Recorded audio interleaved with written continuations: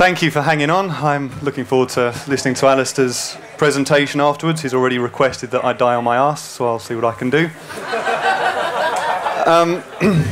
My background is that I'm an exercise physiologist, so I lecture on various aspects of physiology, specifically exercise related, and I usually have a lecture with my students when I tell them all the wonders of the extremes of physiology, so what happens when people try and do things at altitude, in the cold, in the heat, jungle environments, that sort of thing, and I usually sort of keep them around for a good hour or so.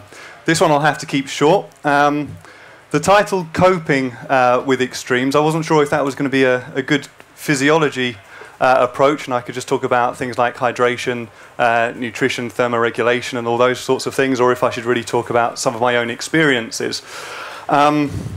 And then I sort of realised the time that I've been scheduled to talk is a bit later, and it could go one of two ways. They say that you learn really well when you're trying to drift off to sleep, and I might have that effect. But we'll talk about some of the events, and I'll try and tie in the unique aspects of physiology and coping in these different environments. So that shot there, see I'm a professional, so I've got a good little laser pointer. It's got a range of 2 miles, so it's always a little bit too much for a couple of meters in front of a screen, but nevertheless. Extremes.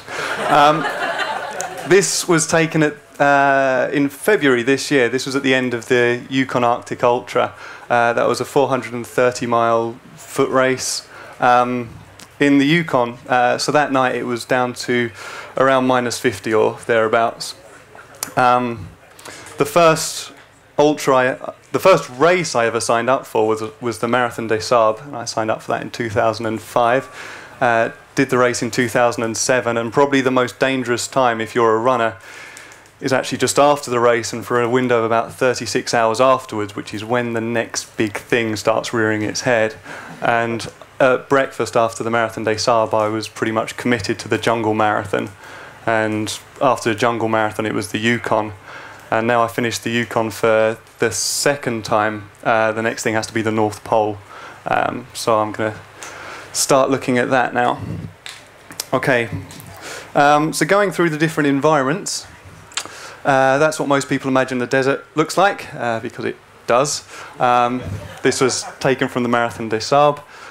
Apricot coloured sand dunes, beautiful blue sky. This was day 4, and within a couple of hours of that, my camera had too much sand and didn't take any more shots for me. But the desert is a wonderful environment if you are a racer. It's one of the hardest places to survive in general, but in a race environment, particularly because of the way that support works, it's actually one of the best environments, I think. I think it's actually one of the safest of the extreme environments that you can exercise in. And the reason for that is that your body copes with it. So the temperatures will range maybe from 35 to 50, or sort of low 50s. But it's very dry heat. It can actually be more comfortable running in the desert than it is over here, particularly if it's very muggy over here. Because your body sweats, it's very efficient at sweating, so water gets onto the skin, and then when the water leaves the skin, you get an energy change, and that feels like cooling. So that works. Probably the more challenging aspects of a desert race are down to the terrain, so where you come off the sand and you're onto very hard surfaces, and that's when you can get sort of sore feet, blisters, and so on. I've got a friend who recently returned from the Atacama crossing, which is a different desert environment again. It's very open flats, and her feet were absolutely destroyed. She was having to pierce her blisters on a daily basis, but the amount of gunk that was coming out was really quite significant. In fact, it became infected within a couple of days, and she had to spend a week visiting hospital 5 times a day when she returned for intravenous antibiotics. Lesson there is just, in this kind of environment, it isn't what you expect that gets you. It isn't the hydration issues necessarily. It isn't the heat. It's the simple things like looking after yourself. It's the basic hygiene, keeping yourself clean, not letting sand get into any open blisters. So as an extreme environment, hydration is probably the key thing that you'd be concerned about. particularly as the advice from the organisers isn't always appropriate. You're almost force-fed water, and you can be told to take an awful lot of salt tablets without anybody actually assessing you as an individual. How much water are you losing? How much salt are you losing? If you get it wrong, then the consequences can be quite dire. And usually in a multi-stage race, as those of you who have done them will know, at the end of the day you get to have a lot of food, and that food will be rich in all the nutrients you need, in various vitamins and minerals, and you actually get to replace all of your losses from the day before. So you're really managing yourself one day at a time. And really, yes, it's the sort of open flats that get the feet. Similarly, if you're used to road running and then you try trail running, it actually feels like a breath of fresh air, because trail running is much kinder on your feet, it's much kinder on your joints as well, because you're always changing the surface you're running on. It's always a little bit unusual every step, which means it takes a lot longer to get overuse injuries. Road running it's much easier to get overuse injuries, things like shin splints and so on. Okay, the jungle. This was taken from the Jungle Marathon in 2008. I think this is one of the hardest races. It might be the hardest multi-stage, multi-day race that there is on a mile-by-mile basis. There are other environments that are a little bit harder, like perhaps Arctic, very cold environments are more difficult than this. But I've never seen so many casualties appear so quickly as in the jungle. You've still got heat. It won't be as hot as the desert. Typically it will be around 30 degrees, sort of 28 to maybe 35 at the absolute most. But you're trying to manage yourself in that heat, and your body doesn't respond very well. In terms of thermoregulation, you're building up heat because you're active. Just because of metabolic consequences from your food, you're always building up energy inside you that needs to be released. You would usually do that, some from breathing, some just from the pores in your skin, some from real sweating. But in the jungle, it doesn't really work very well. When you get water on the skin, it's supposed to evaporate off, so you get that energy change, which creates a cool feeling. That's how sweating works. In the jungle, it doesn't work like that because it's 85% or 100% humidity. So you sweat a lot, you lose a phenomenal amount of water, which creates the hydration issue, but you're not actually cooling yourself down, so you keep getting hotter. So I think, not last year's race, they changed the rules. The year before that, a few people passed out before the race started, which is not a good sign. My tip is that it takes around 8 days to acclimatise to that kind of environment. Try and go out 8 days before the race. That's the top tip. So I think what went wrong with some of the competitors when they're actually racing, and when I competed, there was a chap who was unfortunately got really hot. I met him on his way to a checkpoint. He'd collapsed. We managed to get medical crew to him, who were then hopefully going to look after him. But by the time he arrived at the end of that day's finish line, he was being carried over. He deteriorated very quickly, and later on that night, instantly, I've never been projectile vomited over in my life.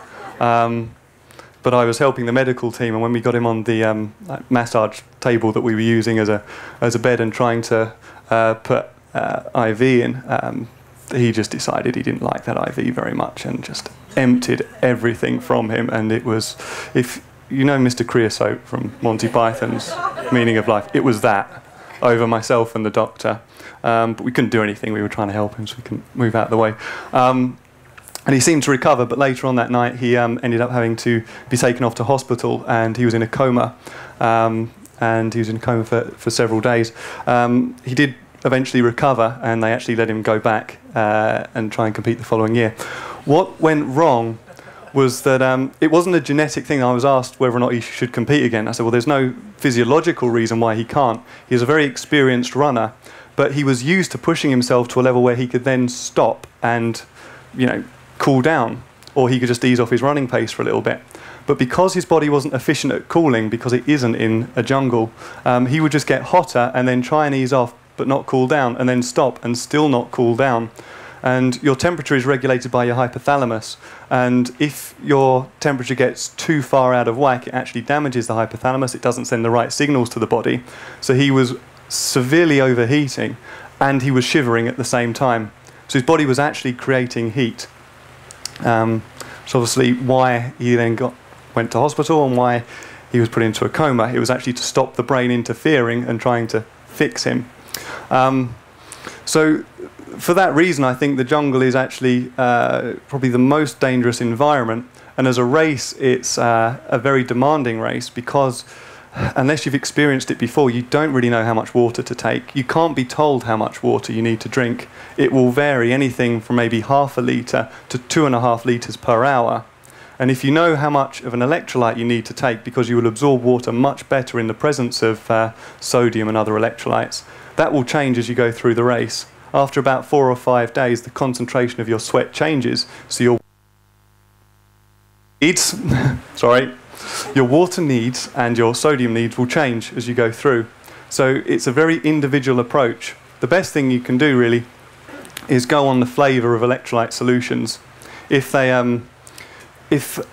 don't taste very good, if they taste very bland, change the concentration a bit and see what happens. If it starts tasting really good, then you probably needed more salts.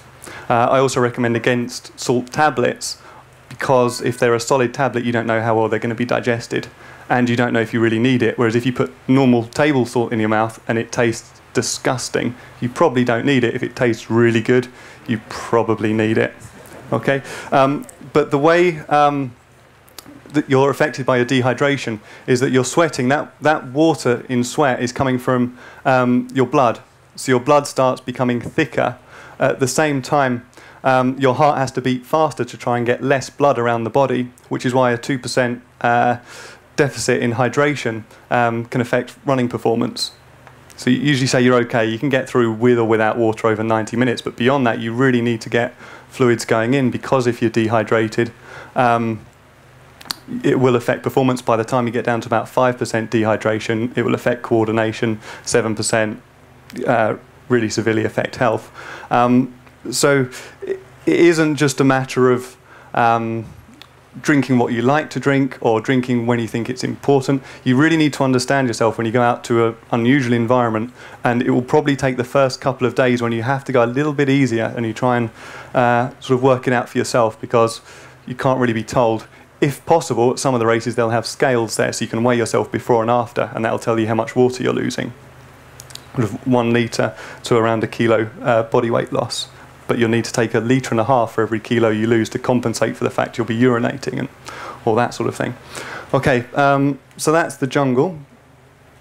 In terms of actually coping with that environment, things like swamps, cracking fun to get through. They break up the day.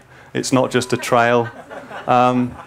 I genuinely think the Jungle Marathon, and it's held in October, is the most fun ultra race there is, provided you manage your hydration, you manage your heat. If you get hot, you jump into one of those until you've cooled down a little bit. But it's fantastic. The scenery changes every yard, so every second, because you're on closed jungle trails, and you might see a snake or a spider or something like that. It's very exciting. When you go through water, there's always a risk of piranhas and catfish that can eat you, and things like that. Usually, if I was going in water like that, bathing on one occasion, and if you suddenly see lots of other animals start running away, you think that's probably the wrong time to be in the water, so I'll get out now as well. So, it's a fun environment, and you get to spend the evenings laying in a hammock on a white sand beach, and it's absolutely beautiful. Just going through coping with these races, when I did the desert race, everything was sort of fine. My rucksack was too heavy. It was my first race, so I was carrying too much kit. It was the wrong kind of food. I couldn't get footwear that was big enough at the time, and that caused a lot of blisters, so I had quite sore feet. But yeah, it's a 7-day race. You'll get through it. You're not going to fall apart, probably. My toughest time in the jungle, there was a long stage which was 90 kilometres, which, you know, that seemed harder than it should have been. I was expecting to have hot water supplied at certain checkpoints that I'd been advised it would be available. It wasn't, which sort of messed up how my nutrition was working that day. And then the last day, again, my feet were butchered, couldn't get big enough shoes. So I threw my shoes away and did the last 30 kilometres running along a beach, which was perfect. It was great, barefoot running along a white sand beach by a huge river. What made it harder was the fact that the day before, it was the long stage and I'd sort of got it done quite quickly, so I had the best part of a day's rest, was that I had dysentery. So the nice red sun sets had become purple, the white sand beaches had become purple, and the river had also become purple. When I checked with one of my friends whether or not that was actually the case, it was confirmed I was going mad. And I was dehydrated and time to get on the Diorolite, and you know, medical team was like, okay, look, we'll give you some of these, they'll keep you together and you'll be able to get through, you know, you can walk it if you have to. It's not an issue of getting to the end, it's the last day, but yeah, I would like to do it without having to dash off to the bushes.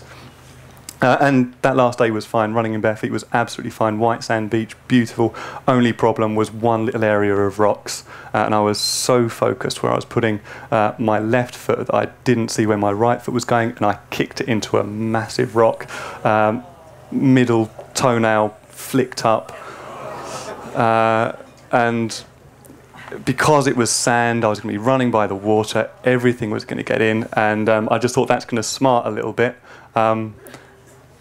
And I'm a bit of a wimp, I don't really want to put up with that amount of pain for the next 10 kilometres to the finish line, so it was easier while I had a bit of adrenaline with me just to pull the whole thing off raw.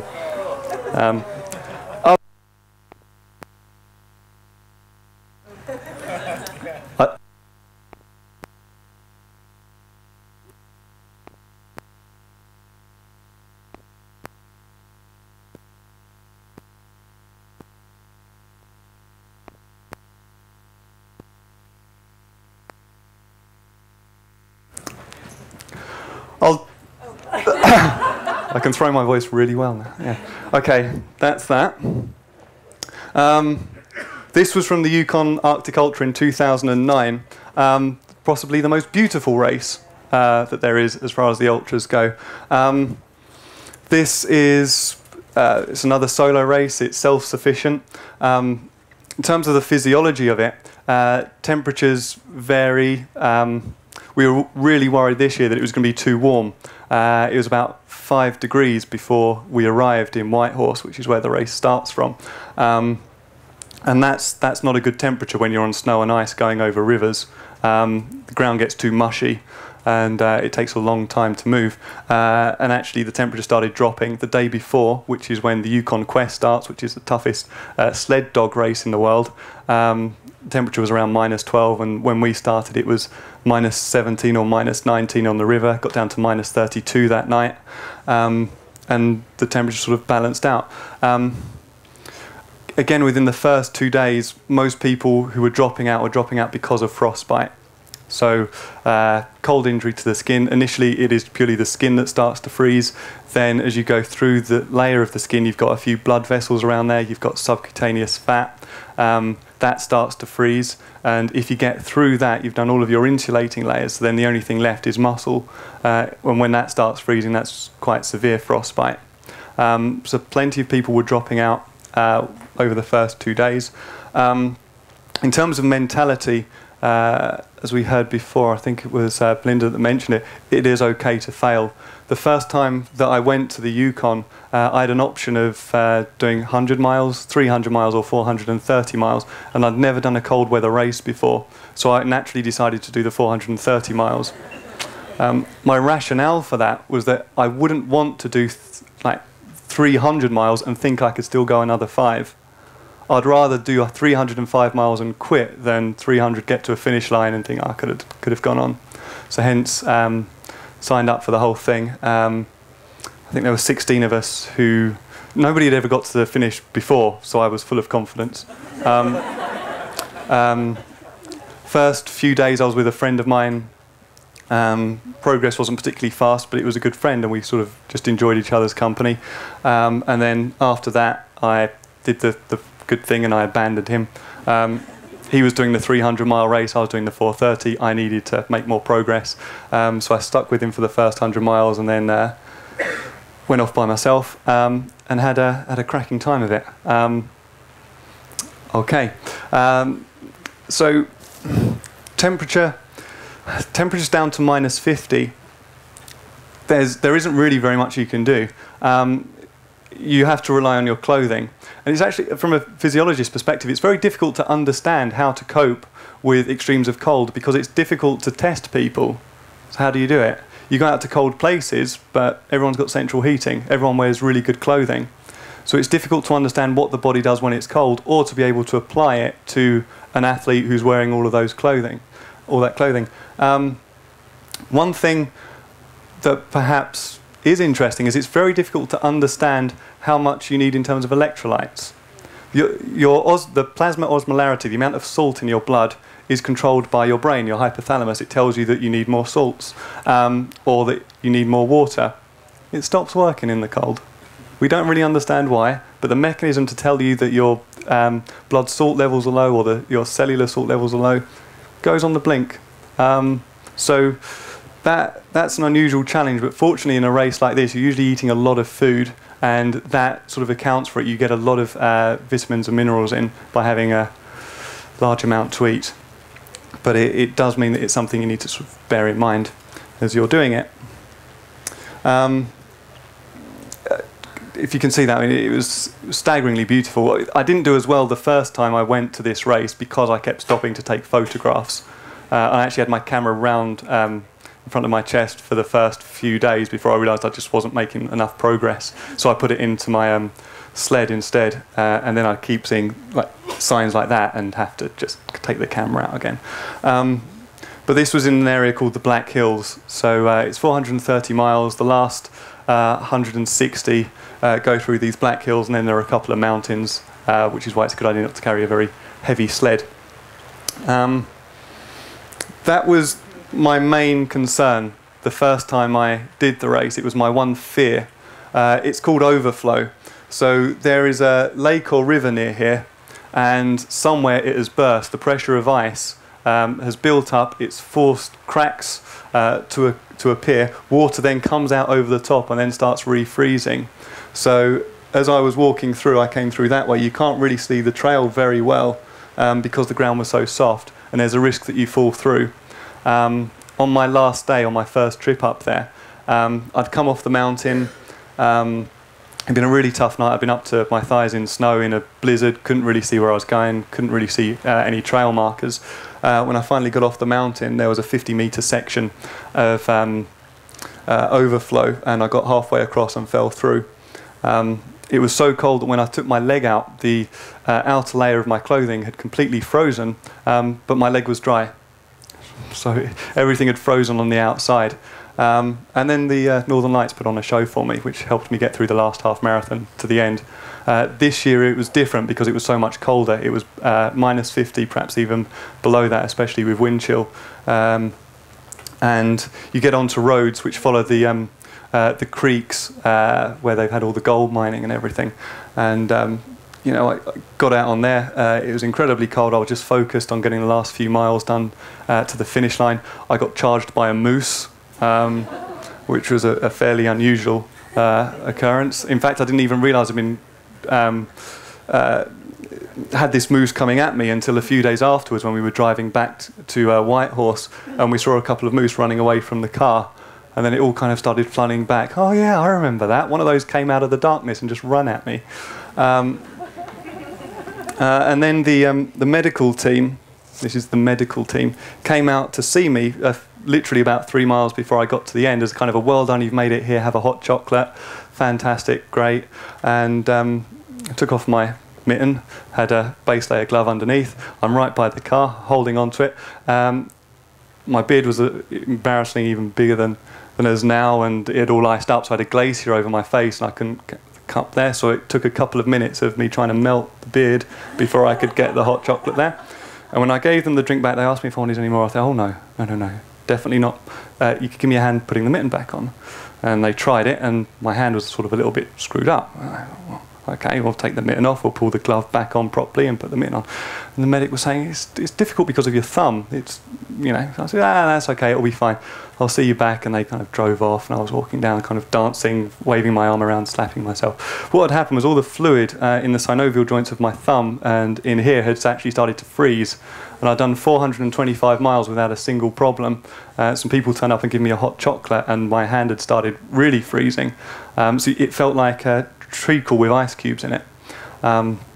So that was one for the books. And that was my race. The toughest time of it really was one section along a river where it was thigh, even waist deep in snow, and I'd started asking myself, should I be doing this? I don't know where I'm going. There are no trail markers. Should I be expected to do this? I've paid to do a race and I haven't got a trail to walk. I don't really know where I'm going. Should I just press for help on my little tracking device and wait for someone to come along? And then I sort of realised that actually the dogs that left the day before us, they didn't have that luxury, and pretty much I was going to get through it, and it just required putting one foot in front of the other and I'd get to the end. And that was it, and I was falling over a little bit because the snow was so deep. And in fact, a snowmobile came along behind me, and apparently after we started chatting for a while, we realised both of us had been crying on several occasions, crying to our mums, mainly. It was incredibly dangerous for him to get along there on a snowmobile, so actually all of the competitors behind me got sent another way. And the competitors in front of me, one of them had dived off and called for help, and the other ones made it before the bad weather set in. But there were really no other sort of issues. It was always a matter of I'll get to the end, it's just one foot in front of the other. And having done that, it's what's the next big thing? What's the next challenge? And hence I'm looking at the North Pole, something to do without any support. But there we go, that's all I've got time for. If anyone wants to catch up with me, more than welcome to. Huskies, those left the day before us, it's in there because if you've ever had a VO2 max test, I usually say 35 to 45 for a healthy guy, it's good. Up to around sort of 50 to 60 shows a good level of aerobic training. Above 60, really good endurance. 75, world-class marathon runner. 92, highest recorded, which are cross-country skiers. Huskies, 120. Lungs with muscles attached. Okay. If you want to talk about altitude, we can do that privately. Come and catch up with me about it. If any of you are interested in the physiology side, that one I talk about, there's a chapter in there on the athlete's heart. I talk about the changes that happen to it, and it will put you off endurance training for life. That one is on hydration and thermoregulation. That one, hydration and thermoregulation in the cold, a couple of diet books. And I should say a big thanks to the sponsors who have supported me during my events. Thank you very much.